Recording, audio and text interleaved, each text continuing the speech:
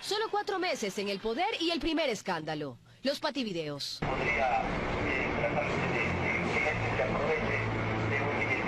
El protagonista, Ricardo Patiño, en mayo del 2007, como ministro de Finanzas, tramando lo que sería una manipulación al mercado.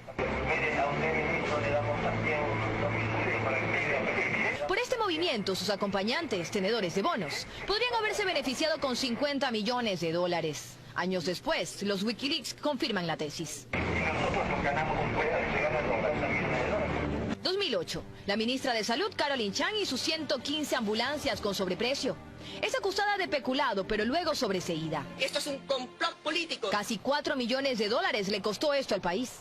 Inicios del 2009, el ministro de Deporte y su asesor, el Comecheques. Fui a visitar a mi amigo Raúl Carrión, que se encuentra recluido en el penal García Moreno. Lo que se ha hecho con Raúl Carrión, de volverlo al penal García Moreno, es una injusticia. Mediados del mismo año, julio del 2009, el Gran Hermano. Los medios publican los contratos millonarios de Fabricio Correa, que durante 2 años superaron los 80 millones de dólares. Yo no conocí de esos contratos. Pero su propia veeduría reiteraba que conocía todo. El señor presidente de la República indica textualmente: sí conocía de la compra de la empresa Cosurca. Lo único que supe fue la compra de Cosurca. Luego, en otra parte indica: sí conocía del préstamo de la Corporación Financiera Nacional. Además de Cosurca, supe lo del crédito. Usted quiere que nosotros le demostremos que usted sabía, usted lo está diciendo. Y así terminó todo. Que no me da la gana de enjuiciar al ingeniero Fabricio Correa. Julio del 2011, caso Chalecos, Agencia Nacional de Tránsito. Los contratos por más de 10 millones de dólares que firmó Ricardo Antón para adquirir chalecos de mala calidad, 600.000 llegaron al país. Y pese a que solo habían 150.000 motos matriculadas, luego, con más dinero ecuatoriano, compró otros 600.000 chalecos más. 2 meses después, septiembre del 2011, la venta del EQ2. Pedro Delgado, el primo de Correa, aparece. Como presidente del fideicomiso No Más Impunidad, vendió sin subasta y por 40 millones menos de su valor el 70% de las acciones del ingenio azucarero incautado a los Isaías, que por cierto, se pagó con un crédito financiado por la CFN. Enero del 2012, la narcovalija. Otra vez Ricardo Patiño, ahora como canciller. La policía italiana encontró droga en una valija diplomática. La Contraloría determinó que la, por llamarlo así, falla se dio en la Cancillería. Enseguida querer hacer daño, incluso culpar al canciller Patiño. Octubre del 2012, el caso Dusac. Nuevamente Pedro Delgado. Yo me la juego, señores. El Banco Central, sin garantía alguna, entregó 800.000 dólares en crédito del Banco Cofiec al argentino Gastón Dusac. Un gran abrazo a Pedro Delgado, un hombre honrado, un hombre valiente, un hombre preparado, que está haciendo un gran trabajo. Pero los funcionarios del banco comienzan a hablar. Pedro Delgado llamó a preguntar el estatus de la operación. ¿Cuál era el apetito de ellos? Desconozco. Y mientras desde el gobierno le hacían homenajes y el expresidente rompía diarios que hablaban de su primo. Destituirlo. ¿Por qué? Por el escándalo que hace una prensa tremendamente corrupta. Se descubría que incluso Delgado tenía título falso. Todo eso se la ha derrumbado. Ahora resulta que no tiene título economista. Finalmente, en diciembre de ese año, la mentira no dio más. Porque debo reconocer con hombría de bien que cometí un error, gravísimo error, hace 22 años. Tomé una decisión equivocada y para alcanzar un objetivo académico cometí una falta que hoy me está costando muy caro. No viene al caso abundar en los detalles del por qué o bajo qué circunstancias a INCAES entregó un documento sin valor que me acreditaba un título que no ostentaba. Pero con la venia del expresidente Pedro Delgado salió del país. Ya salió del país, se encuentra en Miami, porque mañana se casa el hijo mayor de Pedro Delgado. Pero frente a esa circunstancia familiar, dijo, bueno, no voy, pero vuelvo después de Nochebuena, Navidad, etc. Delgado fue sentenciado a 8 años de prisión, pero sigue en Miami. Nunca volvió al país. Y a Buñay, directivo de Cofiec, Correa lo indultó 7 días antes de dejar de ser presidente. Mientras que Dusac sigue sin devolver el millonario favor que recibió por parte de empresas manejadas por el anterior gobierno. Rafael maneja la fiscalía, maneja la Contraloría, maneja los jueces. Y un caso parecido al del título falso de Pedro Delgado apareció también por esos días, finales del 2012. La cuestionada tesis señalada como plagiada del vicepresidente Jorge Glass. Luego retomamos su historia. Vamos al 2015. Cae el último truco. 4 de los 7 helicópteros comprados por 45 millones de dólares ya se habían accidentado. Hoy ninguno está en el aire. Quien se negó a comprarlos en el 2007 y denunció, el general Gabela, recibió amenazas y finalmente fue asesinado en el 2010. Abril de 2016, los Panama Papers explotan las primeras evidencias de corrupción en Petroecuador. Caen de a uno. Alex Bravo, aquí con el ex vicepresidente. Él habría recibido 12 millones de dólares. El ex ministro de Electricidad, Alexeis Mosquera, 1 millón. Y 2 millones más el ex ministro de Hidrocarburos, Carlos Pareja Llanuselli. Y los ex funcionarios de Correa comienzan a hablar. No se hacía absolutamente nada que no tenga el visto bueno o no haya tenido el visto bueno de Jorge Glass. Absolutamente nada. Pero en el 2015 ya había sonado por primera vez el tío de Glass y la transferencia millonaria que recibió en paraísos fiscales, a cambio de entregas de licencia para la construcción de cables submarinos.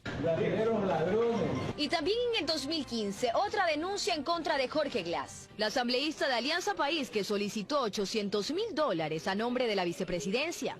A cambio, la entrega de contratos. El ex asesor de Glass, que habría recibido $200.000 para frecuencias como apoyo de la campaña electoral. Un poco más adelante, el caso Caminosca, que también engloba a Glass, aparece con el pago de $3 millones en sobornos por 3 contratos. Sopladora y Toachi Pilatón manchadas. Jamás dijo que era relacionado a Toachi Pilatón. Fue un invento de la Fiscalía. Gracias a Dios no tenemos nada que ocultar. Y la verdad, como siempre, se impondrá a compatriotas. 21 de diciembre del 2016. Marcelo Odebrecht reveló que había entregado $33 millones en coimas en Ecuador. Las obras emblemáticas de Correa, Toachi Pilatón, la hidroeléctrica Manduriaco, el proyecto Daule Vinces, el acueducto La Esperanza, el poliducto Pascuales Cuenca. En todas habría coimas y sobreprecios. Esto que ven es la refinería del Pacífico. Hemos pagado $1.503 millones para esto.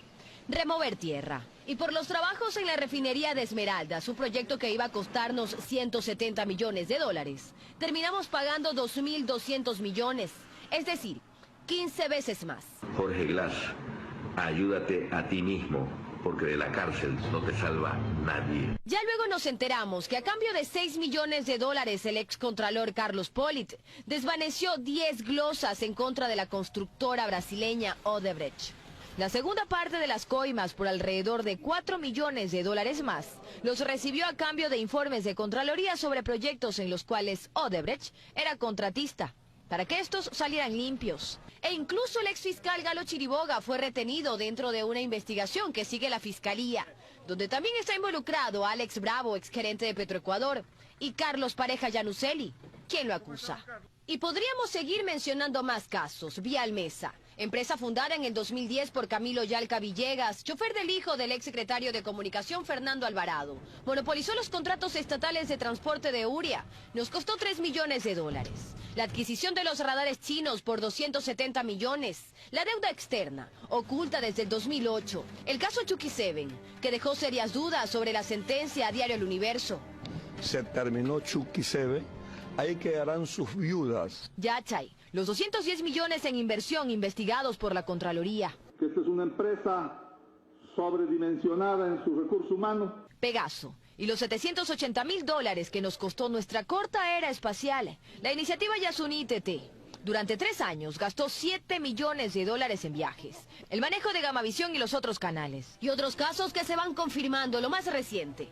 21 de noviembre del 2017. Richard Espinosa y la desaparición de los $2.507 millones de las cuentas del IES. Finalmente fue destituido como presidente del Consejo Directivo del IES. 30 de enero del 2018, los hermanos Alvarado y sus $161 millones de ingresos durante la década del gobierno de Correa. La unidad de análisis financiero confirmó movimientos inusuales en sus cuentas y empresas. Los principales ingresos los recibió Vinicio Alvarado a través de su compañía creacional, que obtuvo pagos de los canales estatales Gama TV y TC Televisión por casi $500.000. Uno de sus principales clientes era Televisión Satelital de Ricardo Rivera, tío del ex vicepresidente Jorge Glass. Además de Odebrecht, a la que, por cierto, los hermanos Alvarado defendían. Esto sin contar que cuando fue ministro de Turismo, Vinicio Alvarado, su hija fue productora del documental All You Need Is Ecuador, campaña que nos costó $19 millones. 6 de febrero del 2018, la Contraloría confirma que halló indicios de responsabilidad penal contra más de 20 funcionarios por las sabatinas. $30.000 nos costó cada una de ellas. Se hicieron 523. Y nos enteramos de más cosas. Los encargados de la logística de los enlaces ciudadanos debían cumplir con 99 requerimientos para su montaje. Desde la mantelería que debía ser aprobada por la Secretaría de Comunicación, la iluminación hasta la tarima para los artistas. 7 de febrero del 2018. 2 de los exministros de Finanzas de Correa son glosados con más de $77 millones. Es la multa de la que deberán hacerse responsables Patricio Rivera y Fausto Herrera por autorizar el pago del 40% de las contribuciones a las pensiones jubilares del IES con bonos del Estado. Un día después, 8 de febrero del 2018, la Contraloría confirma que halló indicios de responsabilidad penal en la venta anticipada de petróleo. Hasta el 2015, el gobierno facturó 40.510 millones en contratos de preventa petrolera con China y Tailandia, comprometiendo nuestro petróleo hasta el 2024. De aquí también se desprende la intermediación petrolera. Enrique Cadena y Petrochina. A cambio de coimas, funcionarios ecuatorianos entregan nuestro petróleo a Petrochina y Tailandia por $4 menos por barril. Es ganar, ganar. Intermediarios ganaban, funcionarios ganaban. Ecuador perdía más de $2.200 millones. Por supuesto que soy intolerante, con la corrupción, con la mentira. ¿Y saben qué? El loco no soy yo.